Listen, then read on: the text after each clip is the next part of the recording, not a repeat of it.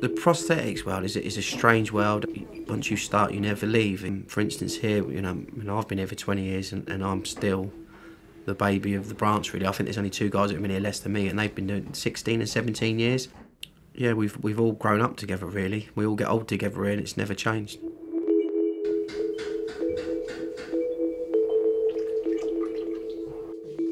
You will find a lot of patients that come here very down in the dumps. Hospitals aren't always the best places to be around. However, you do find in our department, in prosthetics, someone will come in with their chin on their chest, and once they see what's available and what they can do, and they find a lot of that out in the fitting rooms.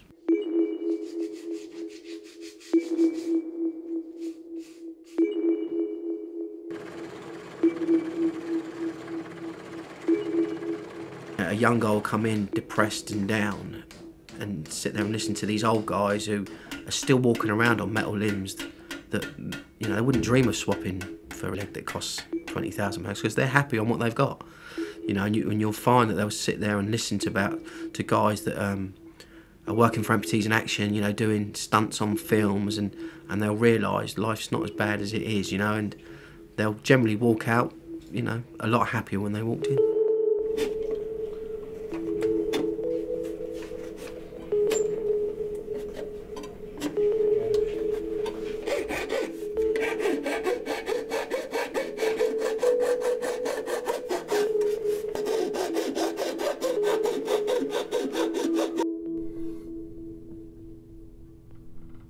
The thing is with modern technology, it's going to cost a lot of money.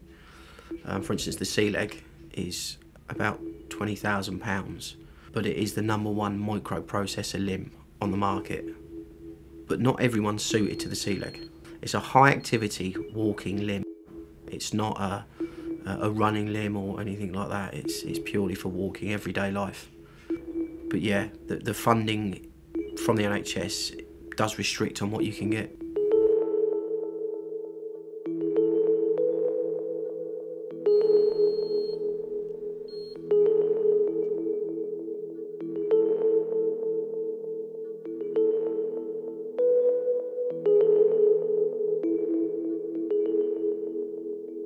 My accident happened 1974. I was 4 years old. I was messing around on a railway line, somewhere I shouldn't have been, obviously, and I touched the live rail trying to cross the track, and I got electrocuted.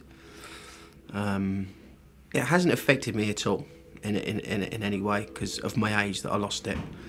I think to lose it as a youngster is much better. However, back then prosthetics were like dinosaurs, they were heavy, aluminium and leather and wood. So it would have affected me now because, it would have disabled me, but because of technology nowadays, I don't have any effect. I don't wish I had two legs, and I don't miss it, so. We get a lot of satisfaction out of seeing the kids come in. And the problem with the kids is not the kids, it's the parents. They're the ones that are really jumpy about what their kids are going to cope and how they're going to get on in life.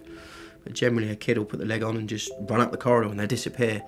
And the parent will be chasing them, saying, "Oh, don't run on that, don't do that. You're not going to hurt yourself." But we always say to the parent, don't treat the kids any differently.